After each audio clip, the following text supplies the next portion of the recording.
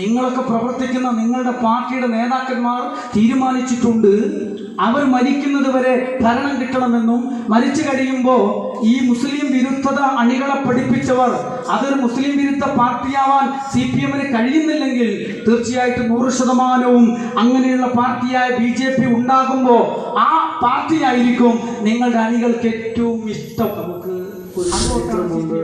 നമുക്ക് ഒരു പൈതൃകമുണ്ട്. പ്രത്യേകിച്ചും നവോത്ഥാന പ്രസ്ഥാനങ്ങൾക്ക് ശേഷം കേരളം കാത്തു സൂക്ഷിച്ചു പോന്നിട്ടുള്ള സാഹോദര്യത്തിൻ്റെ സൗഹൃദത്തിൻ്റെതായ ഒരു സുന്ദര കേരളത്തെക്കുറിച്ചുള്ള മനോഹരമായ ഒരു സങ്കല്പം അല്ലെങ്കിൽ ഒരു യാഥാർത്ഥ്യബോധം നമുക്കെല്ലാവർക്കുമുണ്ട്.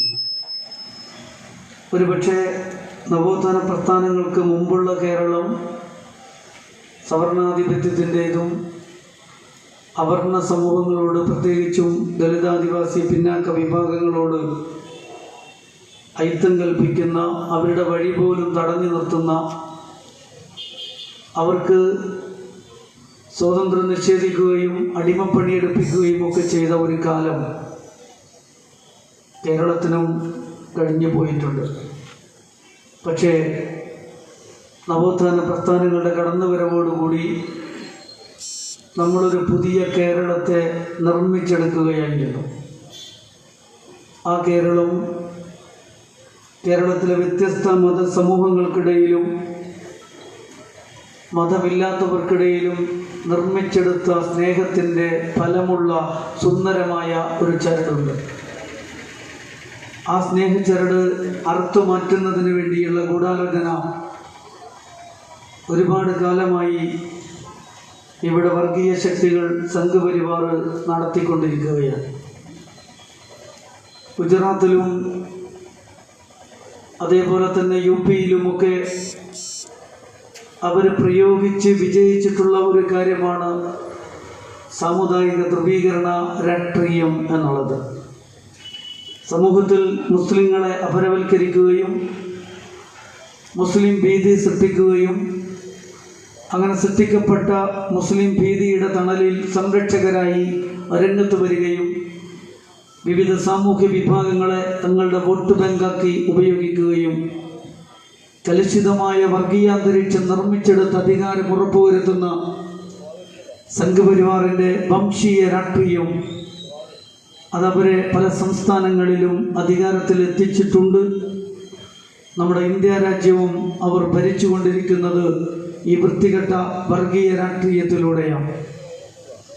പക്ഷേ അങ്ങനെയൊക്കെ പല സംസ്ഥാനങ്ങളിലും അവരവരുടെ വർഗീയതയുടെ, വംശീയതയുടെ രാഷ്ട്രീയത്തെ വിജയിപ്പിച്ചെടുത്തപ്പോഴും കേരളം നമ്മുടെ നിയമസഭയിൽ ഒരു പ്രതിനിധിയെപ്പോലും ജയിപ്പിക്കാൻ അനുവദിക്കാതെ മതേതര കേരളം നല്ല ജാഗ്രത പുലർത്തിയപ്പോൾ വർഗീയ ഫാഷിസത്തിന് കേരളത്തിൽ അക്കൗണ്ട് തുറക്കാൻ കഴിഞ്ഞിട്ടില്ലായിരുന്നു.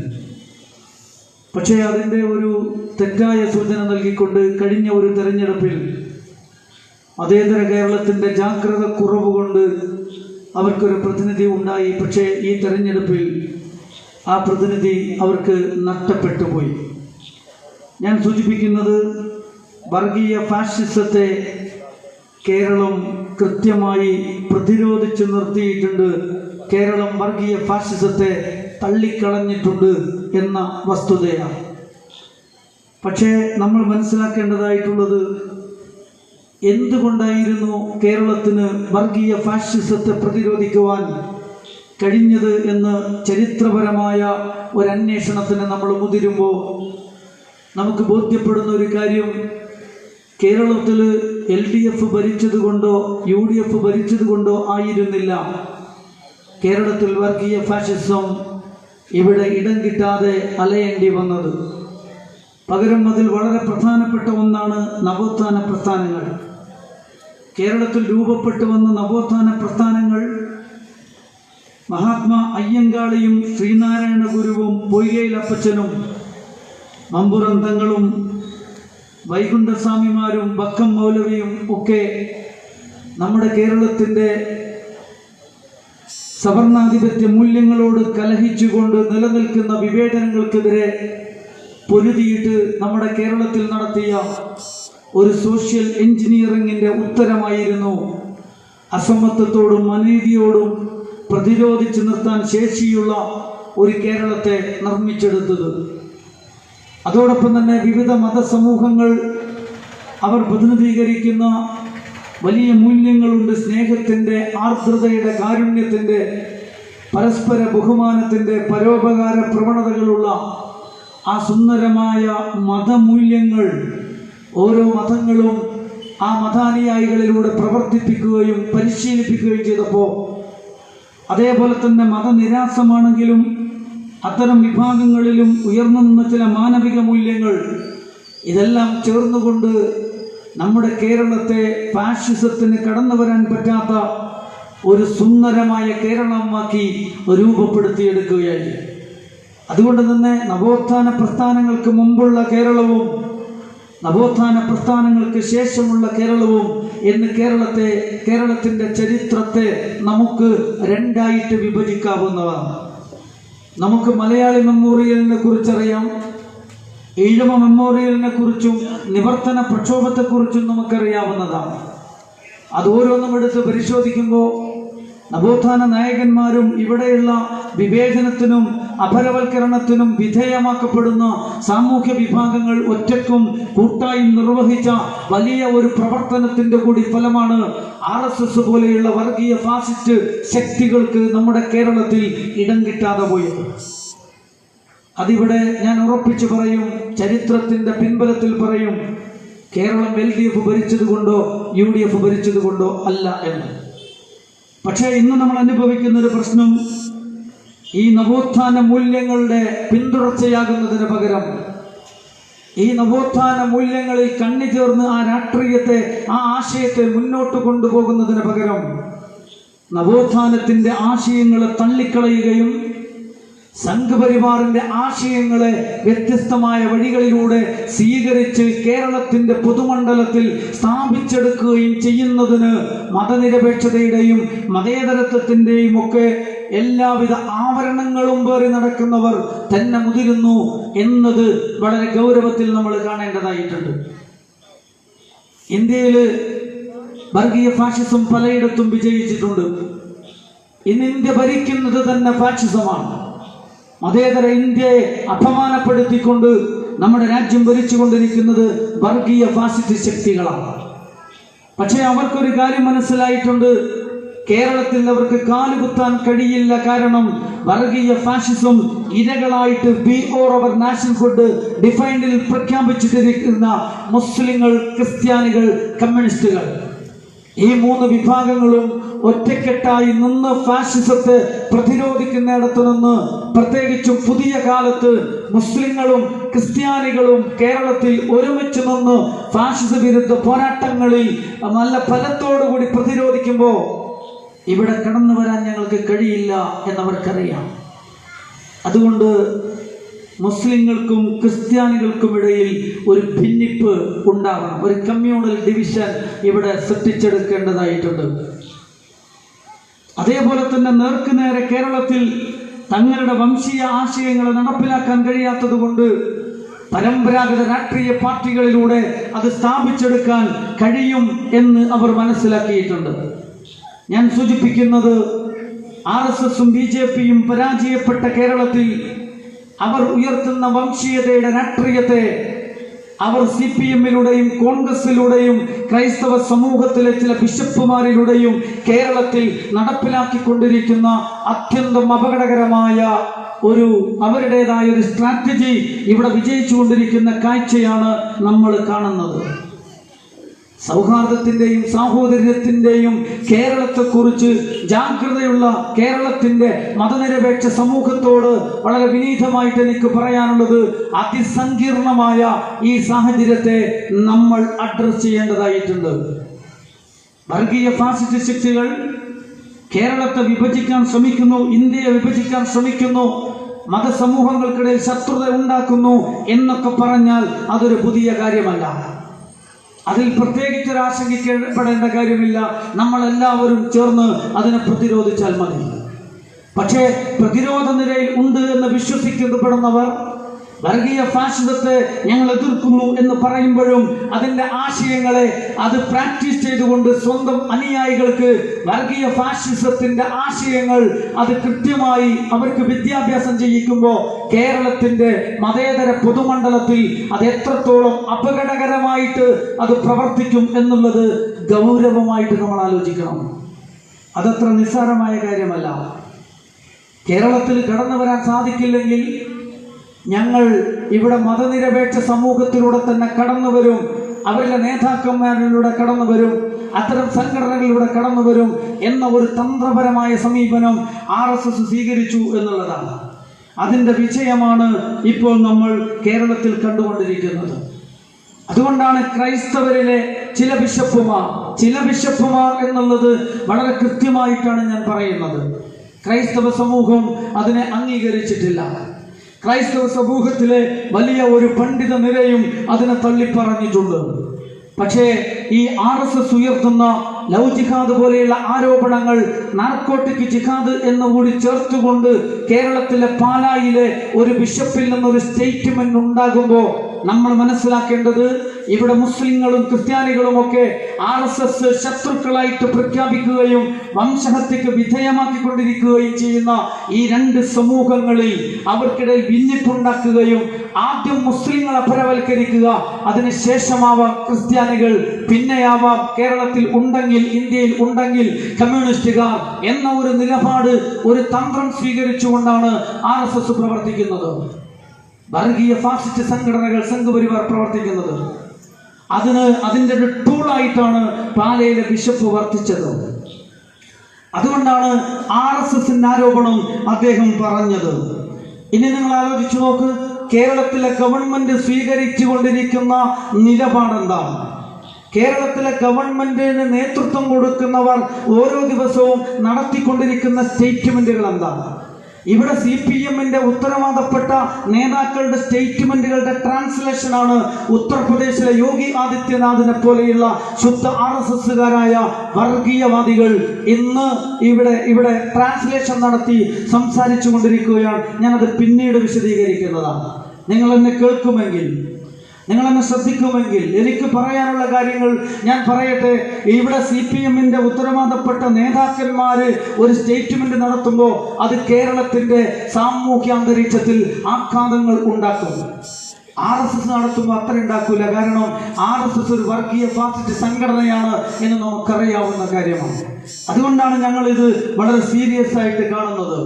അതുകൊണ്ട് നിങ്ങൾ അവസാനം വരെ ഞങ്ങളെ കേൾക്കണം എന്ന് വിനീതമായ ഒരു അഭ്യർത്ഥന എനിക്കുണ്ട്. യഥാർത്ഥത്തിൽ കേരളത്തിന്റെ ഈ സൗഹൃദാന്തരീക്ഷം തകർക്കാതെ സംഘപരിവാറിന് കേരളത്തിൽ ആധിപത്യത്തിലേക്ക് കടന്നു വരാൻ ഒരിക്കലും തന്നെ സാധ്യമല്ല. അവർക്കൊരു ശത്രുവുണ്ട്. ആ ശത്രു എന്ന് പറയുന്നത് ഒന്നല്ല, 3 ശത്രുക്കളെ അവർ പ്രഖ്യാപിച്ചിട്ടുണ്ട്. പക്ഷെ ഒരു തന്ത്രം എന്ന നിലക്ക് അവർ കണ്ടിട്ടുള്ള ഒരു മാർഗമാണ് ഇവിടെ ഒരു കമ്മ്യൂണൽ ഡിവിഷൻ അവർ ശത്രുക്കളായി പ്രഖ്യാപിച്ചവർക്കിടയിൽ സൃഷ്ടിച്ചുകൊണ്ട് ആദ്യം മുസ്ലിങ്ങളെ ആക്രമിക്കുക.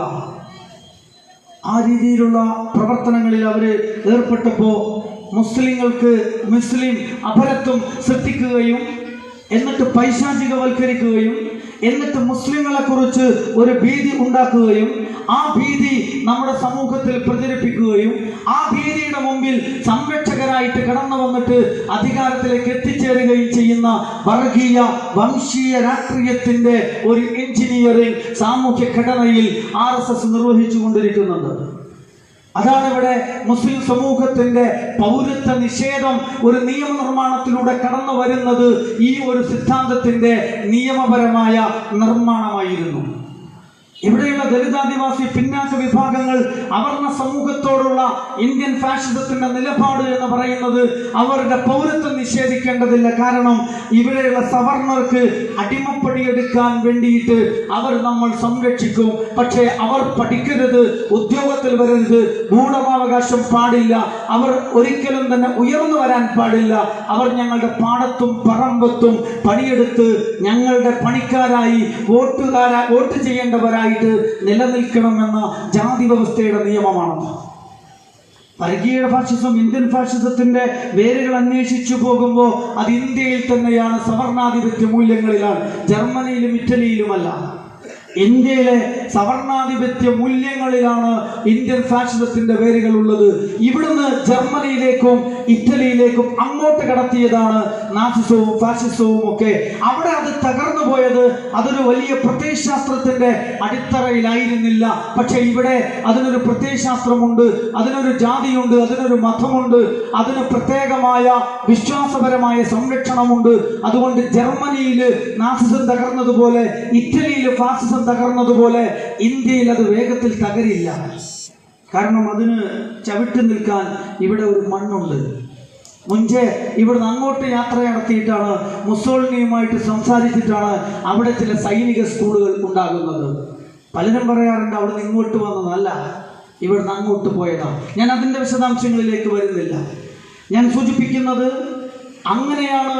അങ്ങനെ ദലിതരെ ചുട്ടുകൊന്നും മുസ്ലിങ്ങളെ തല്ലിക്കൊന്നും ക്രിസ്ത്യാനികളെ അതിക്രൂരമായി പീഡിപ്പിച്ചുമൊക്കെയാണ് ഇന്ത്യയിൽ വർഗീയ ഫാഷിസം അധികാരത്തിലേക്ക് എത്തിയത്. പക്ഷേ കേരളം അതിനെ തടഞ്ഞു നിർത്തിയിട്ടുണ്ട് എന്നുള്ളതാണ്. കേരളത്തിലും അവർ ചില നുണകൾ നിർമ്മിച്ചെടുത്തിട്ടുണ്ട്. നുണകൾ നിർമ്മിക്കുകയും നിർമ്മിച്ചെടുത്ത നുണകൾ മീഡിയകൾ ഉപയോഗിച്ച് പ്രചരിപ്പിക്കുകയും അത് ആ പ്രചരണത്തിലൂടെ ആളുകളുടെ ഉപബോധ മനസ്സുകളിൽ അതൊരു സത്യമാണെന്ന് സ്ഥാപിക്കുകയും ആ സത്യത്തിന് വേണ്ടി, നുണകളായ സത്യത്തിന് വേണ്ടി പൊതുബോധം നിലനിൽക്കുകയും അങ്ങനെ നിലനിൽക്കുമ്പോൾ യഥാർത്ഥ സത്യം പരാജയപ്പെട്ടു പോവുകയും ചെയ്യുന്നിടത്താണ് ഫാഷിസം വിജയിക്കുന്നത് എന്നതാണ്. ആ ഒരു സിദ്ധാന്തം നമ്മുടെ കേരളത്തിൽ അവർ നടപ്പിലാക്കാൻ ശ്രമിച്ചു. എന്തായിരുന്നു അവരുടെ ആരോപണങ്ങൾ? ലവ് ജിഹാദ്, ന്യൂനപക്ഷാവകാശങ്ങൾ, ക്രിസ്ത്യാനികൾക്കും മുസ്ലിങ്ങൾക്കും ഇടയിൽ ഒരു വിഭജനം ഉണ്ടാക്കാൻ വേണ്ടിയിട്ട് ക്രിസ്ത്യാനികൾക്കും മുസ്ലിങ്ങൾക്കും അവകാശപ്പെട്ട ന്യൂനപക്ഷാവകാശങ്ങൾ മുസ്ലിങ്ങൾ പ്രത്യേകമായിട്ട് തട്ടിക്കൊണ്ടുപോകുന്നു. ക്യാമ്പസുകൾ കേന്ദ്രീകരിച്ചിട്ട് വിദ്യാർത്ഥിനികളെ തീവ്രവാദത്തിലേക്ക് റിക്രൂട്ട് ചെയ്ത് കൊണ്ടുപോകുന്നു. കൂടുതൽ കുഞ്ഞുങ്ങളെ ഉൽപ്പാദിപ്പിച്ചുകൊണ്ട്, ജനസംഖ്യ വർദ്ധിപ്പിച്ചുകൊണ്ട് കേരളത്തെ ഒരു ഇസ്ലാമിക നാടാക്കി മാറ്റാൻ വേണ്ടിയിട്ട് ഇവർ ശ്രമിച്ചുകൊണ്ടിരിക്കുന്നു. ഇതൊക്കെയാണ് യഥാർത്ഥത്തിൽ സംഘപരിവാർ ഇവിടെ നട്ടാൽ മുടക്കാത്ത നുണകൾ സ്ഥാപിച്ചെടുത്തുകൊണ്ടിരിക്കുന്നത്. ഞാൻ അവസാനം പറയും, ഈ നുണകൾ അത്രയും നമ്മുടെ കേരളം ഭരിച്ചുകൊണ്ടിരിക്കുന്ന പാർട്ടിക്ക് കേരളം ഭരിച്ചുകൊണ്ടിരിക്കുന്ന ഗവൺമെന്റിന് നേതൃത്വം കൊടുക്കുന്ന ഓരോ നേതാക്കളിലൂടെയും കേരളം കേൾക്കേണ്ടി വന്നിട്ടുണ്ട് എന്ന കാര്യം നമ്മൾ ഓർക്കേണ്ടതാണ്. ഞാനത് പിന്നീട് പറയുന്നതാണ്. നിങ്ങൾ ആലോചിച്ച് നോക്ക്, കേരളത്തിലെ മുഴുവൻ അന്വേഷണ ഏജൻസികളും തള്ളിക്കളഞ്ഞിട്ടുള്ള ഒരു കാര്യമാണിത്. കോടതികൾ തള്ളിക്കളഞ്ഞിട്ടുള്ള കാര്യമാണിത്. നമ്മുടെ കേന്ദ്ര പാർലമെന്റിന് വരെ നിഷേധിക്കേണ്ടി വന്നിട്ടുള്ള ഒരു കാര്യമാണത്. എവിടെയും തെളിയിക്കപ്പെട്ടിട്ടില്ലാത്ത ലവ് ജിഹാദ്, നാർക്കോട്ടിക് ജിഹാദ്, ഇപ്പോൾ ഒടുവിൽ മാർക്ക് ജിഹാദ്, ക്യാമ്പസ് കേന്ദ്രീകരിച്ച് വിദ്യാർത്ഥികളെ റിക്രൂട്ട് ചെയ്ത് അങ്ങനെ കൊണ്ടുപോയി തീവ്രവാദികളാക്കുന്നു. ഇതുപോലെ തെളിയിക്കപ്പെടാത്ത ഈ ആരോപണങ്ങൾ പക്ഷേ കോടതി തള്ളിയിട്ടും ഇവിടെയുള്ള അന്വേഷണ കമ്മീഷനുകൾക്ക് തെളിയിക്കാൻ പറ്റാതിരുന്നിട്ടും നമ്മുടെ നാട്ടിൽ ആ നുണകൾ ഇപ്പോഴും പ്രചരിപ്പിച്ചു കൊണ്ടിരിക്കുന്നു. ഉത്തരവാദപ്പെട്ട ഒരു ബിഷപ്പ് അത് ഏറ്റുപറയുന്നു, CPM-ന്റെ ഉത്തരവാദപ്പെട്ട നേതാക്കന്മാർ അത് പ്രസംഗിച്ചു കൊണ്ടിരിക്കുന്നു എന്നൊക്കെ പറയുമ്പോൾ നമ്മുടെ കേരളത്തിൽ സംശയമുണ്ടാവുകയാണ്. മുസ്ലിങ്ങളെ കുറിച്ച് ഹിന്ദുക്കൾക്ക് സംശയം, ക്രിസ്ത്യാനികൾക്ക് സംശയം. ഒരേ ബെഞ്ചിലിരുന്ന് നമ്മളൊക്കെ ഈ സ്നേഹവും സാഹോദര്യമൊക്കെ കാത്തു സൂക്ഷിച്ചത് എങ്ങനെയാണ്? ഒരേ പുഴയിൽ, ഒരേ കുളിക്കടവിൽ ഒന്നിച്ചു പോയി നമ്മൾ കുളിച്ചപ്പോൾ വ്യത്യസ്ത ജാതി മത സമൂഹങ്ങൾ അതൊന്നും നോക്കിയില്ല, നമ്മൾ കൂട്ടുകാരായിരുന്നു. ഒരേ ബെഞ്ചിലിരുന്ന് സ്കൂളിൽ വ്യത്യസ്ത മതസമൂഹങ്ങളിൽപ്പെട്ട കുട്ടികൾ പഠിച്ചപ്പോൾ, ഒരേ ലൈബ്രറിയിൽ ഇരുന്ന് വായിച്ചപ്പോൾ, ഒരേ കളിക്കളത്തിൽ നമ്മൾ ഫുട്ബോൾ കളിച്ചപ്പോൾ, അങ്ങനെയാണ് നമുക്കിടയിൽ പൊതുമണ്ഡലങ്ങളിലൂടെ, പൊതു ഇടങ്ങളിലൂടെയാണ് സാഹോദര്യത്തിന്റെ, സ്നേഹത്തിൻ്റെതായ അന്തരീക്ഷം രൂപപ്പെട്ടു വന്നത്. ഇപ്പോൾ ഇത്തരം പ്രചരണങ്ങളിലൂടെ ക്യാമ്പസിൽ, കോളേജുകളിൽ എല്ലാവർക്കും പേടിയാണ്. കാരണം മുസ്ലിം ചെറുപ്പക്കാർ തട്ടിക്കൊണ്ടുപോയാലോ, മതം മാറ്റിച്ചാലോ, അങ്ങനെ സംശയം. ഒരു ബെഞ്ചിലിരിക്കാൻ പറ്റുന്നില്ല. ഒരു ചായക്കടയിൽ നിങ്ങൾ ആലോചിച്ചു നോക്ക്, ഈ സ്നേഹച്ചരടുകൾ വെറുപ്പിന്റെ കത്രിക ഉപയോഗിച്ചുകൊണ്ട് മുറിച്ചു കളഞ്ഞിട്ട് നമ്മുടെ കേരളത്തെ ഒരു വർഗീയ ശക്തികൾക്ക് ഇടമുള്ള ഒരു സംസ്ഥാനമാക്കി മാറ്റുവാൻ ഇവിടെ സംഘപരിവാർ നടത്തിയ ഗൂഢാലോചനകൾ നേരത്തെ ഞാൻ സൂചിപ്പിച്ചവരിലൂടെ നമ്മുടെ കേരളത്തിൽ നടപ്പിലായിക്കൊണ്ടിരിക്കുകയാണ്. പരസ്പരം സംശയമാണ്. ലവ് ജിഹാദ്, നാർക്കോട്ടിക് ജിഹാദ്. യഥാർത്ഥത്തിൽ ഈ ഒരു ഒറ്റ പ്രയോഗം മതിയായിരുന്നു കേരളത്തിൽ വർഗീയമായ ഒരു അന്തരീക്ഷം രൂപപ്പെടുവരാൻ. പക്ഷെ അങ്ങനെ സംഭവിച്ചില്ല. കാരണം എന്താ? അങ്ങനെ സംഭവിക്കാതിരിക്കാനുള്ള കാരണം ഞാൻ ക്രൈസ്തവ സമൂഹത്തെ അഭിനന്ദിക്കുന്നു. കേരളത്തിലെ ക്രൈസ്തവ സമൂഹവും ഇവിടെയുള്ള മഹാഭൂരിപക്ഷം വരുന്ന ബിഷപ്പുമാരും ക്രൈസ്തവ പണ്ഡിതന്മാരും ആ പാലാ ബിഷപ്പിന്റെ സ്റ്റേറ്റ്മെന്റിനെ തള്ളിപ്പറഞ്ഞു. അത് കേരളത്തിൽ RSS ക്രൈസ്തവ സമൂഹത്തെ പല സംസ്ഥാനങ്ങളിലും ദ്രോഹിച്ചുകൊണ്ടിരിക്കുന്ന, RSSന് ഗുണം കിട്ടുന്ന, അവർക്ക് മാത്രം ഉപകരിക്കുന്ന ഒരു പ്രഖ്യാപനമാണെന്നും അത് ക്രൈസ്തവ സമൂഹത്തിന് ഗുണകരമല്ല എന്നും പറയാൻ, അതിനെ തള്ളിപ്പറയാൻ ഇവിടെ ക്രൈസ്തവ പണ്ഡിതന്മാർ ഉണ്ടായി. അതുകൊണ്ടാണ് അത് കത്താതിരുന്നത്. കേരളത്തിൻ്റെ സൗഹൃദാന്തരീക്ഷം തകർക്കുന്ന RSSന്റെ ഒരു ടൂളായി പാലാ ബിഷപ്പിൻ്റെ ഒരു സ്റ്റേറ്റ്മെൻറ്റ് വന്നപ്പോൾ ക്രൈസ്തവ സമൂഹം, പണ്ഡിതർ അതിനെ തള്ളിപ്പറയുകയും മുസ്ലിം സംഘടനകളും നേതാക്കളും വളരെ പക്വതയോടുകൂടി ഇത്തരമൊരു സന്ദർഭത്തിൽ അതിനോട് പ്രതികരിച്ചാൽ അതിൻ്റെ റിസൾട്ട്, അതിൻ്റെ ഗുണം സംഘപരിവാർ ആഗ്രഹിക്കുന്ന ഒരു കമ്മ്യൂണൽ ഡിവിഷൻ ഇവിടെ ഉണ്ടാവുക മാത്രമായിരിക്കുമെന്ന് മനസ്സിലാക്കിക്കൊണ്ട് മുസ്ലിം സമൂഹവും സമുദായവും കാണിച്ച അതീവമായ സംയമനവും അതായിരുന്നു യഥാർത്ഥത്തിൽ കേരളത്തിൻ്റെ സൗഹൃദാന്തരീക്ഷം സംരക്ഷിക്കുന്നതിൽ വലിയ ഒരു പങ്ക് വഹിച്ചത്. അതേ സന്ദർഭത്തിൽ നമ്മൾ പരിശോധിച്ചു നോക്ക്, എന്തായിരുന്നു കേരളം ഭരിക്കുന്ന പാർട്ടിയുടെയും ഗവൺമെൻറ്റിൻ്റെയും നിലപാട് ഈ വിഷയത്തിൽ എന്തായിരുന്നു? യഥാർത്ഥത്തിൽ ഗവൺമെൻറ്റിനാണല്ലോ വലിയ ഉത്തരവാദിത്വമുള്ളത്.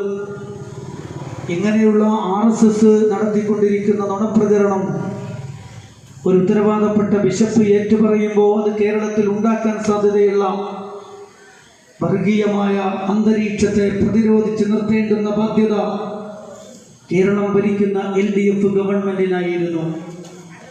പക്ഷേ ഗവൺമെൻറ് എന്ത് ചെയ്തു? ഗവൺമെൻറ്റിനെ പ്രതിനിധീകരിച്ചുകൊണ്ട് മന്ത്രി വാസവൻ ബിഷപ്പിൻ്റെ വീട് സന്ദർശിച്ചപ്പോൾ നമ്മളൊക്കെ വിചാരിച്ചു അദ്ദേഹം സന്ദർശിച്ചു പോന്നാൽ അതോടുകൂടി ബിഷപ്പ് മാപ്പ് പറയും എന്ന് നമ്മൾ വിചാരിച്ചു. അങ്ങനെയൊന്ന് മാപ്പ് പറഞ്ഞു കിട്ടിയാൽ ഈ പ്രശ്നം കെട്ടടങ്ങുമെന്ന് കേരളത്തിൻ്റെ സൗഹൃദാന്തരീക്ഷത്തെക്കുറിച്ച് ജാഗ്രതയുള്ള നമ്മളെല്ലാവരും വിചാരിച്ചു. പക്ഷേ മന്ത്രി വാസവൻ അവിടെ ചെന്ന് അദ്ദേഹത്തെ അഭിനന്ദിച്ച് മുസ്ലിങ്ങൾക്കെതിരെ സംശയമുണ്ടാക്കുന്ന ഇത്തരം സ്റ്റേറ്റ്മെൻറ്റുകൾ ആവർത്തിച്ച് നടത്താൻ ആവശ്യമായ നല്ല സപ്പോർട്ട് കൊടുത്ത് പുറത്തു വന്നിട്ട് മാധ്യമപ്രവർത്തകരോട് പറഞ്ഞു, അദ്ദേഹം മഹാനാണ്, അദ്ദേഹം മഹാനായ പണ്ഡിതനാണ്. അങ്ങനെയുള്ളൊരു പണ്ഡിതൻ ഒരു കാര്യം പറഞ്ഞപ്പോൾ അതിനെ തെറ്റായ രീതിയിൽ വായിച്ചവരും പ്രതികരിച്ചവരുമാണ്, കേരളത്തിൻ്റെ സൗഹൃദാന്തരീക്ഷത്തിന് വേണ്ടി സംസാരിച്ചവരാണ് തീവ്രവാദികളും കുഴപ്പക്കാരും എന്നായിരുന്നു മന്ത്രി വാസവന്റെ നിലപാട്. അവസാനിച്ചില്ല. CPMന്റെ ആക്ടിംഗ് സെക്രട്ടറി A. വിജയരാഘവൻ, CPMന്റെ ആക്ടിംഗ് സെക്രട്ടറി എന്ന് ഞാൻ പറഞ്ഞിട്ടില്ലെങ്കിൽ നിങ്ങൾ വിചാരിക്കും അത് BJPയുടെ പ്രസിഡന്റാണ് എന്ന്. അതുകൊണ്ടാണ് ഞാൻ അത് ആവർത്തിച്ച് പറയുന്നത്. അദ്ദേഹം പറഞ്ഞത് ബിഷപ്പിന് പ്രശ്നമൊന്നുമില്ല, കുഴപ്പമൊന്നും സംഭവിച്ചിട്ടില്ല, കുഴപ്പമുണ്ടാക്കുന്നവർ മറ്റുള്ളവരാണ് എന്നാണ് പറഞ്ഞത്. മറ്റുള്ളവരാണ് കുഴപ്പങ്ങൾ ഉണ്ടാക്കുന്നത്. പ്രിയമുള്ള സഹോദരന്മാരെ, ഇതാണോ ഒരു ഗവൺമെന്റിന്റെ ചുമതല? ഇതാണോ ഒരു ഗവൺമെന്റിന്റെ ചുമതല? ഗവൺമെന്റ് ആ ചുമതല കൃത്യമായിട്ട് നിർവഹിക്കുകയും എന്നിട്ട് കേരളത്തെ RSSന് പാകപ്പെടുത്തി കൊടുക്കാതിരിക്കാൻ ജാഗ്രത പുലർത്തുകയും ചെയ്യേണ്ടിയിരുന്ന ഗവൺമെന്റ് ഇവിടെ കക്ഷി ചേർന്നു. എന്തുകൊണ്ടാണെന്നറിയോ? അത് ഞാൻ പിന്നീട് വിശദീകരിക്കാം. ഫാഷിസത്തിനെതിരായ ന്യൂനപക്ഷ സഖ്യമുണ്ടല്ലോ, ആ ന്യൂനപക്ഷ സഖ്യത്തെ മുസ്ലിം ക്രിസ്ത്യൻ എന്ന് പിളർത്തിയെടുത്തിട്ട് വോട്ട് ബാങ്കാക്കി ഉപയോഗിക്കുക എന്ന വൃത്തികെട്ട ഒരു രാഷ്ട്രീയം, വൃത്തികെട്ട ഒരു സോഷ്യൽ എഞ്ചിനീയറിംഗ് CPM ഇവിടെ കഴിഞ്ഞ പാർലമെന്റ് ഇലക്ഷന് ശേഷം നടത്തിക്കൊണ്ടിരിക്കുന്നത്. അത് ഞാൻ വിശദീകരിച്ച് തന്നെ പറയുന്നതാണ്. എന്താണ് CPMന്റെ ലക്ഷ്യം? എന്താണ് കേരളം ഭരിക്കുന്ന LDFന്റെ ലക്ഷ്യം? കേരളത്തിൽ ഒരു സാമുദായിക ധ്രുവീകരണം സൃഷ്ടിക്കുവാൻ CPM നേതൃത്വം കൊടുക്കുന്നു എന്ന് തികഞ്ഞ ഉത്തരവാദിത്വ ബോധത്തോടുകൂടി അവർ നടത്തിയ പ്രവർത്തനങ്ങളെയും സ്റ്റേറ്റ്മെന്റുകളെയും സാക്ഷ്യം വെച്ചുകൊണ്ട് എനിക്ക് പറയാൻ സാധിക്കും. വെറുതെ എന്തെങ്കിലും അവർ പറയും പോലെ കാടടച്ച് വെടിയേക്കേണ്ട കാര്യമില്ല. സൂക്ഷ്മതയോടുകൂടി പറയാൻ സാധിക്കും. CPM-നെ പോലെയുള്ള മതേതര രാഷ്ട്രീയ പ്രസ്ഥാനം എന്ന് അവകാശപ്പെടുന്ന CPM വോട്ട് ബാങ്കിനെ മതേതരമായിട്ട് സമീപിച്ചോ മതപരമായിട്ട് സമീപിച്ചോ? ഞാൻ പറയുന്നു മതപരമായിട്ട് സമീപിച്ചു എന്നുള്ളതാണ്. മുസ്ലിം വോട്ട്, ക്രിസ്ത്യൻ വോട്ട്, മുന്നാക്ക വോട്ട്, കീഴാള വോട്ട് എന്ന് തന്നെ സമീപിച്ചിട്ടുണ്ട്. തെരഞ്ഞെടുപ്പിന് മുമ്പ് മുഖ്യമന്ത്രി നടത്തിയ സന്ദർശനങ്ങൾ ആ രീതിയിൽ തന്നെ അവർ ക്രൈസ്തവ പുരോഹിതന്മാരെ കാണുന്നു, മുസ്ലിം സംഘടനാ നേതാക്കന്മാരെ വേറെ കാണുന്നു, പിന്നെ സവർണ നേതാക്കന്മാരെ വേറെ കാണുന്നു, ആദിവാസി ദളിത് പിന്നാക്ക വിഭാഗങ്ങളിലെ ഒരൊറ്റ നേതാവിനെ പോലും കാണാതിരിക്കുകയും ചെയ്യുന്നു. ഞാനത് വിശദീകരിക്കുന്നില്ല. ഒരു തെരഞ്ഞെടുപ്പിന് വേണ്ടി ഒരു മതേതര പാർട്ടി മതപരമായി വോട്ട് ബാങ്കിനെ കൃത്യമായിട്ട് എങ്ങനെ സമീപിക്കുന്നു എന്നുള്ളതാണ്. ദലിതാദിവാസി പിന്നാക്ക വിഭാഗങ്ങൾ അവർക്ക് ആശ്രിതരാക്കി നിർത്തി വോട്ട് ബാങ്കാക്കി ഉപയോഗിക്കാനുള്ളതാണ്. അതുകൊണ്ടാണ് ഇത്ര കാലമായിട്ട് ദലിതാദിവാസി പിന്നാക്ക വിഭാഗങ്ങൾ കോളനികളിൽ നിന്നും അല്ലെങ്കിൽ 450 സ്ക്വയർ ഫീറ്റിലേക്ക് മാറുക എന്നതിനപ്പുറത്ത് ഭൂമിയുള്ള, ഉദ്യോഗമുള്ള, അധികാരമുള്ള ഒരു വിഭാഗമായി മാറാതിരിക്കാനുള്ള ശ്രദ്ധയും ജാഗ്രതയും നാളിതുവരെ CPM പുലർത്തിയിട്ടുണ്ട്. കൂലിയൊക്കെ കൂട്ടിച്ചോദിക്കും, പക്ഷെ ഭൂമി ചോദിക്കാൻ അനുവദിക്കാറില്ല. ഞാനത് വിശദീകരിക്കുന്നില്ല. ബുദ്ധിയുള്ളവർക്ക് അത്ര പറഞ്ഞാൽ മനസ്സിലാവുന്ന കാര്യമാണ്. നിങ്ങൾ ആലോചിച്ച് നോക്ക്, തെരഞ്ഞെടുപ്പിൽ വിജയിക്കാനും അധികാര തുടർച്ചയ്ക്കുണ്ടാവാനും എന്താണോ അമിത്ഷാ നടപ്പിലാക്കിക്കൊണ്ടിരിക്കുന്നത് അതേ തന്ത്രം അവിടുന്ന് കാശ് കൊടുത്ത് വാങ്ങിച്ചതാണോ എന്ന് എനിക്കറിയില്ല. അവർക്കാണ് പേറ്റന്റ്. പക്ഷെ അങ്ങനെ പൊക്കിക്കൊണ്ടുവന്ന് കേരളത്തിൽ നടപ്പിലാക്കുകയാണ്. മുമ്പൊരു തെരഞ്ഞെടുപ്പിൽ ഹിന്ദു വോട്ട് ടാർഗറ്റ് ചെയ്തപ്പോൾ UDF എന്ന് പറയുന്ന ഒരു സംവിധാനം ന്യൂനപക്ഷങ്ങളുടെ സംവിധാനമാണ്. അതുകൊണ്ട് ന്യൂനപക്ഷങ്ങളുടെ അധികാരം വരും. അതുകൊണ്ട് ന്യൂനപക്ഷങ്ങളുടെ അധികാരത്തിൽ നിന്ന് രക്ഷപ്പെടണമെങ്കിൽ ഭൂരിപക്ഷ ഹിന്ദു സമൂഹം ഞങ്ങളുടെ കൂടെ നിൽക്കണമെന്ന വർഗീയമായ ഒരു ക്യാമ്പയിൻ അവർ നടത്തിയതായിരുന്നു. അവരുടെ സ്ക്രിപ്റ്റ് ആയിരുന്നു കുഞ്ഞുഞ്ഞ്, കുഞ്ഞുമാണി, കുഞ്ഞാപ്പ. നിങ്ങൾ വിചാരിക്കുന്നുണ്ടോ ഇതൊരു വെറും വർത്തമാനമാണ് എന്ന്? CPM-ന്റെ ഉത്തരവാദപ്പെട്ട നേതാക്കന്മാർ ഒരു തെരഞ്ഞെടുപ്പിന്റെ മുന്നോടിയായിട്ട് സൃഷ്ടിച്ച ഒരു സ്ക്രിപ്റ്റാണത്. എന്താ പറഞ്ഞതിന്റെ അർത്ഥം? കുഞ്ഞുഞ്ഞും കുഞ്ഞുമാണിയും കുഞ്ഞാപ്പയും ക്രിസ്ത്യാനികളും മുസ്ലിങ്ങളാണ് UDF എന്ന് പറഞ്ഞാൽ അതുകൊണ്ട് ഹിന്ദുക്കളെ ഞങ്ങളുടെ പിന്നാലെ കൂടിക്കോ. മതേതര പാർട്ടി എന്ന് പറയണോ CPM-നെ കുറിച്ച്? ഞാനിത് ഒരുപാട് വേദിയിൽ സംസാരിച്ചു, ചർച്ചകളിൽ പറഞ്ഞു. പക്ഷെ എവിടെയും ഇന്നേ വരെ ഇത് വിശദീകരിച്ചുകൊണ്ട് ഒരു മറുപടി നിങ്ങൾ എവിടെയും കേട്ടിട്ടില്ല, കേൾക്കുമില്ല. അങ്ങനെ ഒരു നരേഷനോ മറുപടിയോ നിർമ്മിച്ചെടുക്കാൻ അവർക്ക് കഴിയുമില്ല. കാരണം അത് അവരുടെ അജണ്ടയായിരുന്നു. കഴിഞ്ഞ പാർലമെന്റ് തെരഞ്ഞെടുപ്പ് ദേശീയ രാഷ്ട്രീയത്തിൽ സംഘപരിവാറിനെ തോൽപ്പിച്ചിട്ട് നരേന്ദ്രമോദിയെ താഴെ ഇറക്കിയിട്ട് രാഹുൽ അധികാരത്തിൽ വരണമെന്ന് ഇന്ത്യയിലെ മതനിരപേക്ഷതയിൽ വിശ്വസിക്കുന്നവർ ആഗ്രഹിച്ചു പോയി. കോൺഗ്രസ് ശരിയാണെന്നോ രാഹുൽ ഗാന്ധി വന്നാൽ പ്രശ്നം പരിഹരിക്കുമോ എന്ന് വിചാരിച്ചിട്ടല്ല. ഈ നരേന്ദ്രമോദിയും അമിത്ഷായും ഈ രാജ്യത്ത് നിന്നൊന്ന് തോൽപ്പിക്കപ്പെടണം, അല്ലെങ്കിൽ ഇന്ത്യ ഉണ്ടാവില്ല. ആ ഒരു ബോധത്തോടുകൂടി കേരള രാഷ്ട്രീയത്തിൽ ശക്തമായ ഒരു ഇടപെടൽ ഞങ്ങൾ നടത്തിയിട്ടുണ്ട്. ശരിയാണ്. ഞങ്ങളുടെ ഇടപെടലുകൾ ഫാഷിസത്തിനെതിരായ രാഷ്ട്രീയം ഉയർത്തിപ്പിടിച്ച് ഞങ്ങൾ ജനങ്ങളോട് സംസാരിച്ചപ്പോൾ ജനങ്ങളത് കേട്ടു. അങ്ങനെ ജനങ്ങൾ വോട്ട് ചെയ്തു. 20 ലോക്സഭാ മണ്ഡലങ്ങളിൽ 19 മണ്ഡലങ്ങളിലും UDF വിജയിച്ചു. ഞാൻ മനസ്സിലാക്കുന്നു അത് വർഗീയ ഫാഷിസത്തിനെതിരായ വോട്ടായിരുന്നു. അപ്പോൾ CPM മനസ്സിലായി, ഇങ്ങനെ പോയാൽ കേരളത്തിൽ അധികാരം തുടർച്ചയുണ്ടാവില്ല. അതുകൊണ്ട് നേരത്തെയുള്ള കുഞ്ഞുമണി കുഞ്ഞാപ്പ മതിയാവില്ല. കുഞ്ഞുഞ്ഞിനെയും കുഞ്ഞുമാണിയെ കൂടി കിട്ടണം നമുക്ക്, എന്നാലേ അടുത്ത തെരഞ്ഞെടുപ്പിൽ വിജയിക്കാൻ പറ്റും. അപ്പോൾ പിന്നെ UDF-നെ ന്യൂനപക്ഷ സംഘമായി വിശേഷിച്ചാൽ മതിയാവില്ല, അതൊരു മുസ്ലിം സംഘമായിട്ട് വിശേഷിക്കണം. അപ്പോൾ അടുത്ത സ്ക്രിപ്റ്റ് വന്നു, കോടിയേരിയുടെ സ്ക്രിപ്റ്റ്. എന്താണത്? അത് MM ഹസൻ, കുഞ്ഞാലിക്കുട്ടി, അമീർ. ഉമ്മൻചാണ്ടിയുള്ള, രമേശ് ചെന്നിത്തലയുള്ള, മുല്ലപ്പള്ളി രാമചന്ദ്രനുള്ള, കേരളത്തിലെ കോൺഗ്രസിൽ നിന്ന് MM ഹസനെ പ്രത്യേകമായിട്ട് വേർതിരിച്ചെടുത്ത് കുഞ്ഞാലിക്കുട്ടിയെ ചേർത്ത്, രാഷ്ട്രീയത്തിലില്ലാത്തൊരു അമീറിനെയും കൂട്ടിച്ചേർത്ത് ഇതാ UDF എന്ന് പറയുന്നത് മുസ്ലിങ്ങൾ മാത്രമാണ്, അതുകൊണ്ട് ക്രിസ്ത്യാനികളെ നിങ്ങളും ഞങ്ങളെ കൂടെ കൂടിക്കോ. നോക്ക്, എത്ര വർഗീയതയുടെ സ്ക്രിപ്റ്റാണ് CPMന്റെ സ്ക്രിപ്റ്റ് എന്ന് നിങ്ങൾ പരിശോധിച്ചോ. അവർക്കിത് പറയാൻ ധൈര്യം എന്താണെന്നറിയോ? അവരിതൊന്നും പറഞ്ഞാൽ ഇതിനെ എതിർക്കാൻ ഇവിടെ ആർക്കും അറിയില്ല. ഞങ്ങൾ സൂക്ഷ്മമായിട്ട് എതിർക്കുന്നുണ്ട്, അതുകൊണ്ട് ഞങ്ങൾക്കെതിരെ അവർ തിരിയാറുണ്ട്. ഞങ്ങൾ വിചാരിക്കും ഞങ്ങൾക്കെതിരെ തിരിയുന്നത് ഇവർ പറയുന്ന തീവ്രവാദവും വർഗീയവാദവും ഞങ്ങളിവർ തെളിയിക്കാൻ കഴിയുമെന്ന് വിചാരിച്ചിട്ടല്ല. അത് നിങ്ങൾക്കറിയാമല്ലോ ഞങ്ങൾ ആരാണ്. പക്ഷെ ഞങ്ങൾക്കെതിരെ തിരിയുന്നത് ഞങ്ങൾ ഇവരുടെ ഇമാതിരിയുള്ള വൃത്തികെട്ട രാഷ്ട്രീയത്തെ ഞങ്ങൾ പുറത്തു കൊണ്ടുവന്ന് കൃത്യതയോടുകൂടി പറയും. മക്കരപ്പറമ്പിലെ എന്നെ കേൾക്കുന്നവർ നന്നായിട്ട് കേട്ടോ, പ്രത്യേകിച്ചും കമ്മ്യൂണിസ്റ്റ് പാർട്ടിയിലൊക്കെ നിങ്ങൾ പ്രവർത്തിക്കുന്നത് ഇവിടെ ഒരു വിമോചനം ആഗ്രഹിച്ചിട്ടാ, നീതിയും സമത്വവും ആഗ്രഹിച്ചിട്ടാ. തീർച്ചയായിട്ടും നിങ്ങളോട് എനിക്ക് നല്ല മതിപ്പുണ്ട്.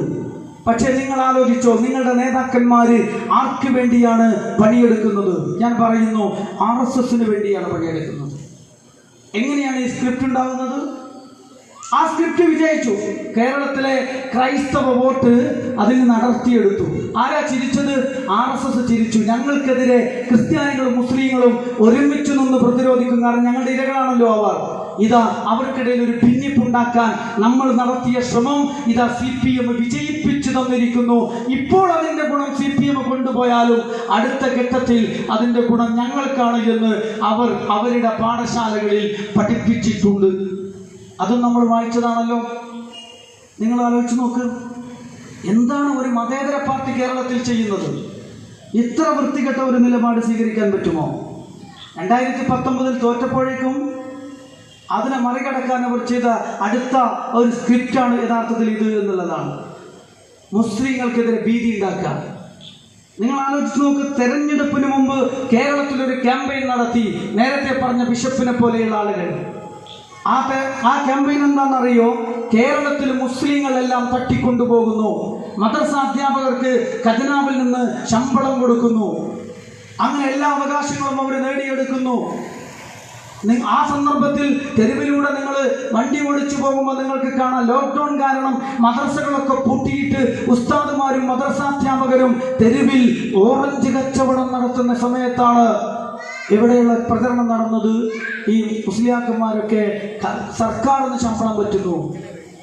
നുണയായിരുന്നു. നുണ കേരളത്തിൽ മുസ്ലിങ്ങൾക്കെതിരെ ശത്രുത വർദ്ധിപ്പിക്കാൻ ഉപകരിച്ചിട്ടുണ്ട്. ആരാ ഉത്തരം പറയേണ്ടത്?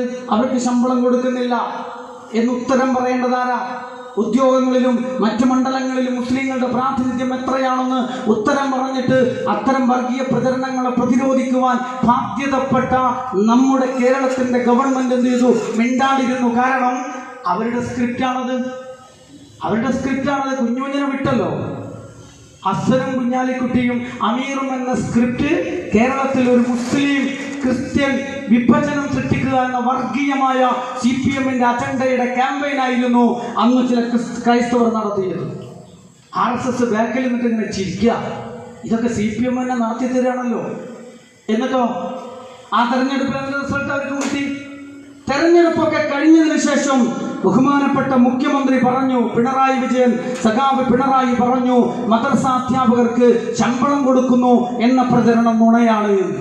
എപ്പോഴാ പറഞ്ഞത്? തെരഞ്ഞെടുപ്പ് കഴിഞ്ഞിട്ട്. എന്നെ കേൾക്കുന്നവർ ആലോചിച്ചോ, നിങ്ങളൊക്കെ പ്രവർത്തിക്കുന്ന നിങ്ങളുടെ പാർട്ടിയുടെ നേതാക്കന്മാർ തീരുമാനിച്ചിട്ടുണ്ട് അവർ മരിക്കുന്നത് വരെ ഭരണം കിട്ടണമെന്നും, മരിച്ചു കഴിയുമ്പോൾ ഈ മുസ്ലിം വിരുദ്ധത അണികളെ പഠിപ്പിച്ചവർ അതൊരു മുസ്ലിം വിരുദ്ധ പാർട്ടിയാവാൻ CPMന് കഴിയുന്നില്ലെങ്കിൽ തീർച്ചയായിട്ടും 100% അങ്ങനെയുള്ള പാർട്ടിയായ BJP ഉണ്ടാകുമ്പോൾ ആ പാർട്ടിയായിരിക്കും നിങ്ങളുടെ അണികൾക്ക് ഏറ്റവും ഇഷ്ടം. അങ്ങോട്ടാണ് CPM പോകുന്നത്. അതുകൊണ്ട് RSS ചിരിക്കുന്നത്. ഇപ്പൊ CPM ജയിക്കും, നാളെ ത്രിപുരയും വെസ്റ്റ് ബംഗാളും ആരംഭിക്കും. വെസ്റ്റ് ബംഗാളിന്റെ തെരുവിലൂടെ ഞാൻ നടന്നു പോകുമ്പോൾ എൻ്റെ കൂട്ടുകാര് ചൂണ്ടിക്കാണിച്ചിട്ട് ചൂണ്ടിക്കാണിച്ചിട്ട് BJP-യുടെ ഓഫീസ് ചൂണ്ടിക്കാണിച്ചിട്ട് പറഞ്ഞിരുന്നു, ഇത് 8-10 വർഷം മുമ്പ് CPM-ന്റെ ഓഫീസായിരുന്നു. അപ്പൊ ഞാൻ ചോദിച്ചു, അത് BJP പിടിച്ചെടുത്തതാണോ? പിടിച്ചെടുത്തതല്ല. അവിടെ ഉണ്ടായിരുന്ന CPM-മാരൊക്കെ BJP ആയതാണ്. നിങ്ങൾ വെസ്റ്റ് ബംഗാളിൽ ഒന്ന് കാണിച്ചു തരുമോ CPM-ന്റെ ഒരു ഓഫീസ്? എല്ലാം BJP ഓഫീസുകളായിട്ട് മാറി. നിങ്ങൾ കമ്മ്യൂണിസത്തെ ഇഷ്ടപ്പെടുന്നുണ്ടോ? നിങ്ങൾ നല്ലൊരു വിമോചനം ആഗ്രഹിച്ചിട്ടാണോ CPM-ൽ ചേർന്നത്? എൻ്റെ സഖാക്കളെ, എന്നാൽ നിങ്ങളുടെ പാർട്ടിയെ നിങ്ങളുടെ നേതാക്കന്മാർ തകർത്തിട്ട് RSSന് ഏൽപ്പിച്ചു കൊടുക്കാൻ പോവുകയാണ് എന്ന ഒരു വസ്തുത വളരെ വിനയപൂർവ്വം ഗുണകാംക്ഷാപൂർവം ഞാൻ നിങ്ങളോട് പങ്കുവെക്കുന്നത് നിങ്ങളുടെ തകർച്ച പോലും ഞങ്ങൾക്ക് കാണാൻ സാധ്യമല്ല. കാരണം ഞങ്ങൾ ആഗ്രഹിക്കുന്നത് നിങ്ങളുടെ തകർച്ചയല്ല, RSSന്റെ തകർച്ചയാണ്. അതുകൊണ്ടാണ് ഞങ്ങൾക്ക് ഇത് ആവർത്തിച്ചിട്ട് പറയേണ്ടി വരുന്നത്. നിങ്ങൾ ആലോചിച്ച് നോക്ക്, ഈ സോഷ്യൽ എഞ്ചിനീയറിംഗ് CPM നടത്തുന്നത് മുസ്ലിം വിരുദ്ധ വർഗീയമായ ഒരു സോഷ്യൽ എഞ്ചിനീയറിംഗിന് കേരളത്തിലെ ഒരു ഇടതുപക്ഷ പ്രസ്ഥാനം നേതൃത്വം കൊടുക്കുന്നു എന്നുള്ളതാണ്.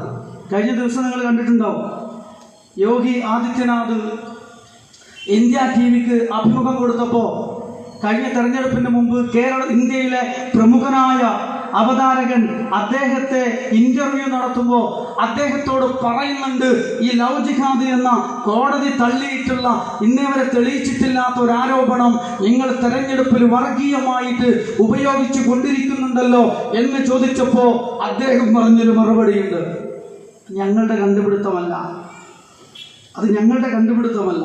കേരളത്തിലെ കമ്മ്യൂണിസ്റ്റ് മുഖ്യമന്ത്രി VS അച്യുതാനന്ദനാണ് പറഞ്ഞത് ഇന്ത്യയിൽ ലവ് ജിഹാദ് നടക്കുന്നുണ്ട് എന്ന്. നിങ്ങൾ ആലോചിക്കണം.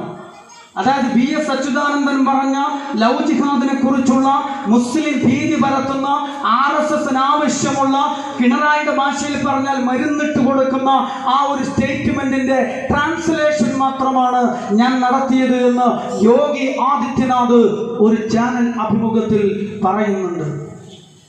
നിങ്ങൾ ആലോചിക്കണം. ഇത് ഏതോ സോഷ്യൽ മീഡിയയിൽ ഏതോ ഒരു സഖാവ് എന്തോന്ന് പറഞ്ഞതിനെ കുറിച്ചല്ല. VS അച്യുതാനന്ദൻ കേരളത്തിലെ CPM-ന്റെ ഏറ്റവും വലിയ നേതാവാണ്. അദ്ദേഹം തന്നെയാണ് പറഞ്ഞത് കേരളം 20 വർഷം കൊണ്ട് ഒരു മുസ്ലിം രാഷ്ട്രമായി തീരുമെന്ന്.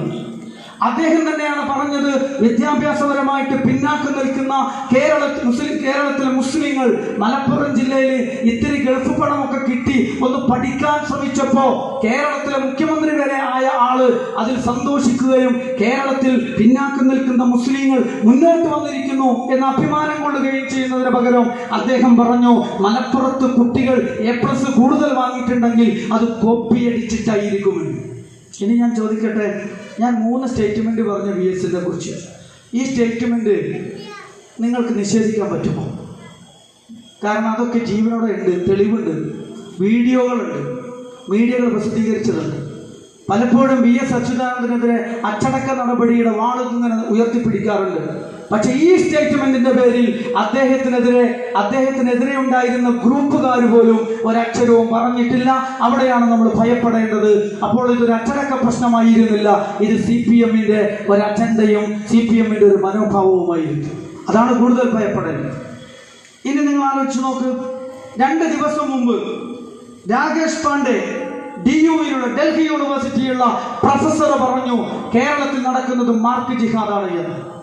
ഇവിടെയുള്ള CPM-ന്റെ വിദ്യാർത്ഥി സംഘടനയ്ക്ക് വല്ലാതെ പ്രതിഷേധിച്ചു. നമുക്ക് തമാശ തോന്നി. കാരണം എളമരം കരീമിന്റെ പ്രഭാഷണം ഇങ്ങനെ സോഷ്യൽ മീഡിയയിലൂടെ പറന്നുകൊണ്ടിരിക്കുക. അതാണ് ഞാൻ പറഞ്ഞത് ട്രാൻസ്ലേഷൻ എന്ന്. എളമരം കരീം 2 വർഷമായി പ്രസംഗിച്ചുകൊണ്ടിരിക്കുന്ന ഒരു കാര്യമുണ്ട്. കേരളത്തിലെ വിദ്യാഭ്യാസ സ്ഥാപനങ്ങളിൽ നിന്ന് ഡൽഹിയിലുള്ള ഉന്നത കലാലയങ്ങളിലേക്ക് മുസ്ലിം വിദ്യാർത്ഥികളെ പ്രത്യേകമായി റിക്രൂട്ട് ചെയ്ത് കൊണ്ടുപോയി അവിടെ പഠിപ്പിക്കുന്നു എന്നും അങ്ങനെ മുസ്ലിം വിദ്യാർത്ഥികളെ റിക്രൂട്ട് ചെയ്ത് പഠിപ്പിക്കുന്നതിന് പ്രാപ്തമാക്കുന്നതിന് വേണ്ടി സിജി എന്ന് പറയുന്ന ഒരു സ്ഥാപനം ഇവിടെ പ്രവർത്തിച്ചുകൊണ്ടിരിക്കുന്നുണ്ട് എന്നും ഇത് അത്യന്തരം അപകടകരമാണ് എന്നും അതുകൊണ്ട് മുസ്ലിങ്ങൾക്കിടയിൽ ഉണ്ടായിരിക്കുന്ന വിദ്യാഭ്യാസ ഉണർവിനെ കേരളം ഭയത്തോടുകൂടി കാണണമെന്നും പ്രസംഗിച്ചത് RSSന്റെ നേതാവല്ല, CPM-ന്റെ ദേശീയ കമ്മിറ്റി മെമ്പറും രാജ്യസഭാ അംഗവുമായ എളമരം കരീമിന്റെ പ്രഭാഷണമാണ്. നിങ്ങൾക്ക് നിഷേധിക്കാൻ പറ്റുമോ? ഇപ്പോഴും സോഷ്യൽ മീഡിയയിൽ ആ പ്രഭാഷണം കാണാം. പ്രിയമുള്ള സഹോദരന്മാരെ, അദ്ദേഹം നടത്തിയ ആ പ്രഭാഷണത്തിന്റെ ട്രാൻസ്ലേഷൻ അല്ലാതെ എന്താണ് BJPയുടെ അധ്യാപക സംഘടനാ നേതാവായ നേതാവായ രാകേഷ് പാണ്ഡെ നടത്തിയ സ്റ്റേറ്റ്മെന്റും തമ്മിൽ എവിടെയാണ് വ്യത്യാസപ്പെടുന്നത്? പിന്നെ എങ്ങനെയാണ് ഇടതുപക്ഷ സംഘടനകളുടെ, വിദ്യാർത്ഥി സംഘടനകൾക്ക് അതിനെതിരെ ഒന്ന് പ്രതിഷേധിക്കാൻ കഴിയുക? അപ്പോൾ ഇവിടെ നടന്നുകൊണ്ടിരിക്കുന്നത് അതാണ്. ഇനി നിങ്ങൾ വിജയരാഘവൻ എടുക്കുക. ഇത് ഞാൻ പെട്ടെന്ന് മനസ്സിലാകുന്ന കാര്യം പറയാം. ഈ മലപ്പുറം ജില്ലയെ കുറിച്ച് വർഗീയത വർഗീയത വർഗീയത എന്ന്, തീവ്രവാദം ഭീകരവാദം എന്ന് എത്ര സ്റ്റേറ്റ്മെന്റാണ് വിജയരാഘവൻ നടത്തിയത്? അതുകൊണ്ടാണ് ഞാൻ പറഞ്ഞത്, കേരളത്തില് വിജയരാഘവൻ നടത്തിക്കൊണ്ടിരിക്കുന്ന മുസ്ലിം വിരുദ്ധ വർഗീയ പ്രചരണത്തിന്റെ അതിന്റെ വിഷം എത്രമാണ്? എന്നെ കേൾക്കുന്നവർ മനസ്സിലാക്കണം, എങ്ങോട്ടാണ് ഈ പാർട്ടി പോകുന്നത്. അധികാരമുണ്ടെന്ന് വിചാരിച്ച് നിലനിൽക്കുമെന്ന് വിചാരിക്കരുത്. അധികാരമുള്ളിടത്ത് തന്നെയാണ് നിങ്ങൾ ഇല്ലാതായത്. അത് നിങ്ങൾ സൂക്ഷിച്ചോ. നിങ്ങൾ ഇല്ലാതാകുന്നതിൽ സന്തോഷിക്കുന്നവരല്ല ഞങ്ങൾ. നിങ്ങൾ ഇല്ലാതാകുമ്പോൾ ഇവിടെ ഉണ്ടാകുന്നത് RSS ആണ് എന്ന് വെസ്റ്റ് ബംഗാൾ നമ്മളെ പഠിപ്പിക്കുന്നു. അതുകൊണ്ട് ഇത്തിരി ഭയം നിങ്ങളെക്കാൾ ഞങ്ങൾക്കുണ്ട്. അതുകൊണ്ടാണ് ഞങ്ങളിത് പറയുന്നത്. അതൊക്കെ പോട്ടെ, ലവ് ജിഹാദ് ഉണ്ടെങ്കിലും, ഇവിടെ റിക്രൂട്ട്മെന്റ് ഉണ്ടെങ്കിലും, കലാലയങ്ങളിൽ പെൺകുട്ടികളെ തട്ടിക്കൊണ്ടുപോകുന്നുണ്ടെങ്കിലും അതൊക്കെ പിടിക്കാനും കണ്ടെത്താനും ഉത്തരവാദപ്പെട്ട ഒരു ഗവൺമെന്റിന് നേതൃത്വം കൊടുക്കുന്ന CPM കേരളത്തിലുള്ള മുഴുവൻ ജനങ്ങളോടും പ്രസംഗിക്കാൻ വേണ്ടി തങ്ങളുടെ പ്രസംഗങ്ങൾക്ക് വേണ്ടി തയ്യാറാക്കിയ സിനോപ്സിസിൽ ലവ് ജിഹാദ് വീണ്ടും ആവർത്തിക്കുന്നു. അതായത് കലാലയങ്ങളിൽ നിന്ന് പെൺകുട്ടികളെ പ്രത്യേകം തട്ടിക്കൊണ്ടുപോയി തീവ്രവാദ പ്രവർത്തനത്തിന് കൊണ്ടുപോകാൻ മുസ്ലിം തീവ്രവാദികൾ ശ്രമിക്കുന്നു എന്ന് പ്രസംഗത്തിന് വേണ്ടി തയ്യാറാക്കിയ സിനോപ്സിസിൽ അവർ കൊടുക്കുന്നു എന്ന് പറയും. കേരളത്തിലുടനീളം ഈ മുസ്ലിം ഭീതി, RSS സൃഷ്ടിക്കുന്ന മുസ്ലിം ഭീതി പ്രചരിപ്പിക്കുവാൻ സിനോപ്സിസ് വരെ തയ്യാറാക്കി കൊടുത്തിട്ടുണ്ട് CPM എന്ന് പറയുമ്പോൾ RSSന് ഇനി പ്രത്യേകിച്ച് പണിയൊന്നും കേരളത്തിൽ ഇല്ല എന്നുള്ളതാണ്. നിങ്ങൾ ആലോചിക്കണം, എത്ര ഭീകരമായ അവസ്ഥയിലേക്കാണ് നമ്മുടെ കേരളം പോകുന്നത്. അതാണ് ഞാൻ സൂചിപ്പിച്ചത്. ഞാൻ അവസാനിപ്പിക്കാം. നിങ്ങൾ ആലോചിക്കുക, അങ്ങനെ ഒരു മൃദുഹിന്ദുത്വ നിലപാട്, മുസ്ലിം വിരുദ്ധ നിലപാട് സ്വീകരിച്ചിട്ട് രക്ഷപ്പെട്ടു പോവുകയാണെങ്കിൽ ദേശീയ രാഷ്ട്രീയത്തിൽ കോൺഗ്രസ് രക്ഷപ്പെടണ്ടേ? ബാബരി മസ്ജിദ് തകർത്തപ്പോ, തറക്കല്ലിട്ടപ്പോ, ഏറ്റവും ഒടുവിൽ അവസാനം അവിടെ കൊണ്ടുപോയി രാമക്ഷേത്രം പണിയുന്ന നേരത്ത് അത് ക്ഷണിക്കാത്തതിൽ പരാതി പറയുന്ന കോൺഗ്രസ് കേരളത്തിൽ ശക്തിപ്പെടുകയല്ല ചെയ്തത്, ശക്തിപ്പെട്ടത് BJPയാണ്. കാരണം എന്താ? അതിലൂടെയൊക്കെ തങ്ങളുടെ അണികൾക്ക് കിട്ടുന്ന ഒരു എഡ്യൂക്കേഷൻ ഉണ്ട്. ആ ഒരു എഡ്യൂക്കേഷൻ അനുസരിച്ച് ബാബരി മസ്ജിദ് തകർത്ത് ക്ഷേത്രം പണിയുമ്പോൾ അവിടെ ക്ഷണിക്കപ്പെടുന്നവരെക്കാളും അതിനോട് താല്പര്യമുള്ളവർക്ക് ഇഷ്ടം ക്ഷേത്രം പണിയുന്നവരെയാണ്. അതുകൊണ്ട് ക്ഷണിക്കാത്തതിൽ പരാതി പറയുന്ന ആളുടെ കൂടെ നിൽക്കുന്നതിലേറെ നല്ലത് ക്ഷേത്രം പണിയുന്നവന്റെ കൂടെയാണ് എന്ന് കോൺഗ്രസ്സുകാർ തീരുമാനിച്ചപ്പോൾ കോൺഗ്രസ് മെലിയുകയും BJP തടിക്കുകയും ചെയ്തു. ഞാൻ പറയുന്നത്, CPMന് ഏറ്റവും വലിയ പാഠം CPMന്റെ തന്നെ ത്രിപുരയിലും CPMന്റെ തന്നെ വെസ്റ്റ് ബംഗാളിലും ഉണ്ടെങ്കിലും കോൺഗ്രസ്സുകാർ കൂടി മനസ്സിലാക്കുന്നതിന് വേണ്ടി ഞാൻ പറയുന്നു, എന്താണ് കോൺഗ്രസിന്റെ പാഠം? മൃദുഹിന്ദുത്വം കൊണ്ട് അവർ രക്ഷപ്പെട്ടിട്ടുണ്ടോ? കേരളം വലിയ ജാഗ്രത പുലർത്തിയെന്ന് ഞാൻ പറഞ്ഞു.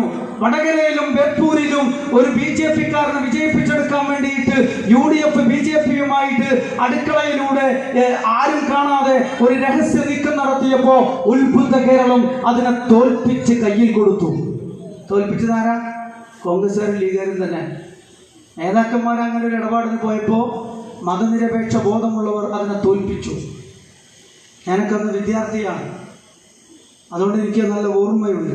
വടകരയിലും ബേപ്പൂരിലുമൊക്കെ അന്ന് അതിനെതിരെ ലഘുലേഖകളുമായി വീട് വീടാന്തരം കയറിയിറങ്ങി പ്രവർത്തിച്ച ഓർമ്മകളുണ്ട് എനിക്ക്. ഞാൻ അത് വെച്ചാ പറയുന്നത്. എന്നാൽ എനിക്ക് മതേതര കേരളത്തോടു കൂടി പറയാനുള്ളത്, അന്ന് വടകരയും ബേപ്പൂരും BJPക്ക് അക്കൗണ്ട് തുറക്കാൻ അനുവാദം കൊടുക്കാതെ UDFന്റെ നേതാക്കന്മാരുടെ നിലപാടിനെ തള്ളിക്കളയുന്ന മതേതര ബോധത്തിന് ഇന്ന് കേരളത്തിൽ ആ നീക്കുപോക്കിനും അപ്പുറം RSS നിർമ്മിച്ചെടുക്കുന്ന പ്രത്യയശാസ്ത്രം തന്നെ അതേപോലെ പകർത്തിയെടുത്ത് കേരളത്തിൽ പ്രചരിപ്പിച്ച് മുസ്ലിം ഭീതി വരത്തി മുസ്ലിം വിരുദ്ധ വർഗീയമായ സോഷ്യൽ എഞ്ചിനീയറിംഗിന് വേണ്ടി ശ്രമിക്കുന്ന CPM എന്ന് പറയുന്ന LDF എന്ന് പറയുന്ന ഭരണകൂടമുണ്ടല്ലോ, ആ ഗവൺമെന്റിനെയും ആ മുൻ മുന്നണിയെയും പാഠം പഠിപ്പിക്കുവാനുള്ള വടകരയിലും ബേപ്പൂരിലും നമ്മൾ പഠിപ്പിച്ച പാഠമുണ്ടല്ലോ, അങ്ങനെ പാഠം പഠിപ്പിക്കേണ്ടുന്ന ഒരു സന്ദർഭമാണ് ഇപ്പോൾ കേരളത്തിൽ വന്നിരിക്കുന്നത് എന്ന് മതേതര കേരളം മനസ്സിലാക്കണം.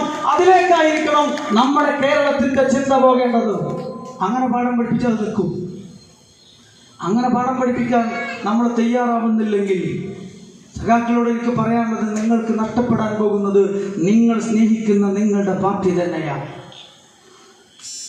മതനിരപേക്ഷതയിൽ വിശ്വസിക്കുന്ന കേരളീയ സമൂഹത്തിന് നഷ്ടപ്പെടാൻ പോകുന്നത് കേരളത്തിൻ്റെ സൗഹൃദവും അതേപോലെ തന്നെ സംഘപരിവാറിൻ്റെ ഭീകരമായ ആധിപത്യത്തെക്കുറിച്ചുള്ള ജാഗ്രതക്കുറവിനെക്കുറിച്ചുള്ള വേവലാതിയുമാണ്. നിങ്ങൾ ആലോചിക്കണം, ഇങ്ങോട്ടാണ് കേരളം പോയിക്കൊണ്ടിരിക്കുന്നത് എന്ന്. സ്വന്തം അനുയായികളെ മുസ്ലിം വിരോധം പഠിപ്പിച്ചിട്ട് പിന്നെ ഒരു മുസ്ലിം വിരുദ്ധ രാഷ്ട്രീയ പാർട്ടി ആകാതിരിക്കുമ്പോൾ CPM അനുയായികൾക്ക് ഇഷ്ടപ്പെട്ട പാർട്ടി ഏതായിരിക്കും? RSSും BJPയുമായിരിക്കും. അങ്ങോട്ടാണ് കേരളം പോയിക്കൊണ്ടിരിക്കുന്നത്. ഞാൻ അവസാനിപ്പിക്കുകയാണ്. എനിക്ക് സൂചിപ്പിക്കാനുള്ളത്, മതേതര കേരളം ഒന്നിക്കണം. RSSനെ തിരിച്ചറിയണം, വർഗീയ ഫാഷിസത്തെ തിരിച്ചറിയണം. വർഗീയ ഫാഷിസത്തിന്റെ ടൂളായിട്ട് മാറുന്ന പണ്ഡിതന്മാരെയും പുരോഹിതന്മാരെയും തിരിച്ചറിയണം. കേരളത്തിലെ ക്രൈസ്തവ സമൂഹവും മുസ്ലിം സമൂഹവും അവർക്കിടയിൽ നിലനിൽക്കുന്ന സൗഹാർദ്ദത്തിന്റെ സ്നേഹച്ചരടുകൾ കൊത്തിമുറിക്കാൻ ആരെയും സമ്മതിക്കില്ല എന്ന് തീരുമാനിച്ചുകൊണ്ട് നവോത്ഥാന കേരളത്തിന്റെ ആശയങ്ങളെ നെഞ്ചോട് ചേർത്ത് പിടിച്ചുകൊണ്ട് വർഗീയ ഫാഷിസത്തെ പ്രതിരോധിക്കണം. വടകര ബേപ്പൂര് പോലെ അതിലേറെ ഭീകരമായ രീതിയിൽ ആശയങ്ങൾ തന്നെ കോപ്പിയടിക്കാനും ട്രാൻസ്ലേഷനും സാധിക്കും വിധം RSSന് മരുന്നിട്ട് കൊടുക്കുന്ന CPMന്റെ പ്രവർത്തനത്തിനെതിരെ അതിശക്തമായിട്ട് രംഗത്ത് വരണം. എന്തിന്? മതേതര കേരളത്തെ സംരക്ഷിക്കാൻ. ഞാൻ അവസാനിപ്പിക്കുകയാണ്. കഴിഞ്ഞ 2 പ്രളയകാലത്ത് നമ്മളൊക്കെ പണിയെടുത്തത് ഹിന്ദുവിൻ്റെ ബോഡി എടുക്കാനോ മുസ്ലിമിൻ്റെ ബോഡി എടുക്കാനോ ക്രിസ്ത്യാനിയുടെ ബോഡി എടുക്കാനോ അല്ല.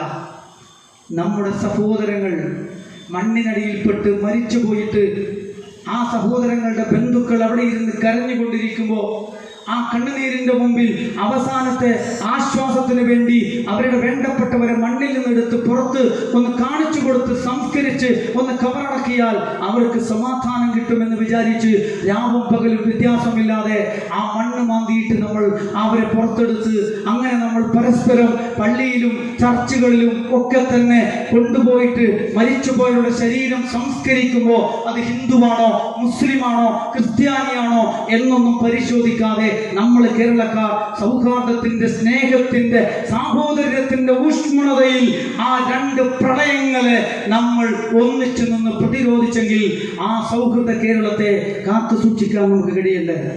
ഞങ്ങൾ പറയുന്നു, ഞങ്ങൾ ഉയർത്തുന്ന രാഷ്ട്രീയത്തിന് അതിനുള്ള ശേഷിയുള്ളൂ. കാരണം നിങ്ങൾ ജാതി വ്യവസ്ഥയുടെ സവർണാധിപത്യത്തിന്റെ വിഭജനത്തിന്റെ ആ രാഷ്ട്രീയ ഫ്രെയിംവർക്കിനകത്ത് കടന്നു നിങ്ങൾ കളിക്കുമ്പോൾ പുറത്തുനിന്ന്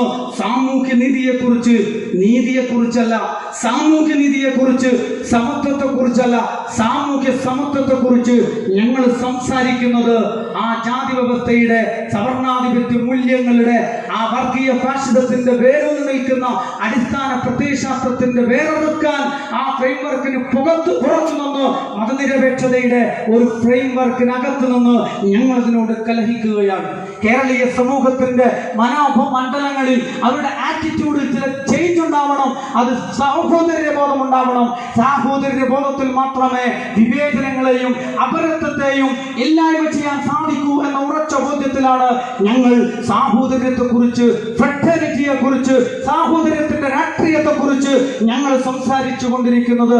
അതുകൊണ്ട് പ്രിയമുള്ളവരെ, സൗഹൃദ കേരളത്തെ സംരക്ഷിക്കാൻ, സാഹോദര്യം തുളുമ്പി നിൽക്കുന്ന മനോഹരമായ കേരളത്തിന്റെ വിവിധങ്ങളായ വ്യത്യസ്തങ്ങളായ സംസ്കാരങ്ങളെയും മതങ്ങളെയും മതമില്ലായ്മകളെയും ആ വ്യത്യസ്തതകളെ വൈവിധ്യങ്ങളെ ഒരു സൗന്ദര്യമായി കേരളത്തിന്റെ സൗന്ദര്യമായി മനസ്സിലാക്കിക്കൊണ്ട് ആ വൈവിധ്യങ്ങളുടെ സൗന്ദര്യമാണ് കേരളത്തിന്റെ ദേശീയത, ഇന്ത്യയുടെ ദേശീയത എന്ന് മനസ്സിലാക്കിക്കൊണ്ട് ആ സ്നേഹച്ചരടുകൾക്ക് ബലം നൽകാൻ സാഹോദര്യത്തിന്റെ രാഷ്ട്രീയത്തിന് നിങ്ങൾ കരുത്ത് പകരണമെന്നും നിങ്ങൾ നിങ്ങൾ ജാഗ്രതയോടുകൂടി വർഗീയവാദികളെയും ഫാസിസ്റ്റുകളെയും അവരുടെ ടൂളായി വർത്തിക്കുന്നവരെയും അവർക്ക് വേണ്ടി ഒത്താശ കൊടുക്കുന്ന ഭരണകൂടങ്ങളെയും പരമ്പരാഗത രാഷ്ട്രീയ പാർട്ടികളെയും തിരിച്ചറിഞ്ഞുകൊണ്ട് അവരെ തിരുത്തിയും അവരോട് സംവദിച്ചും അവരോട് കലഹിച്ചും സാഹോദര്യ രാഷ്ട്രീയത്തിന് പിൻബലം നൽകി മതനിരപേക്ഷ കേരളത്തിന് കാവൽ നിൽക്കണമെന്ന് അഭ്യർത്ഥിച്ചുകൊണ്ട് കേരളത്തിന്റെ മതേതര നവോത്ഥാന പാരമ്പര്യത്തിൽ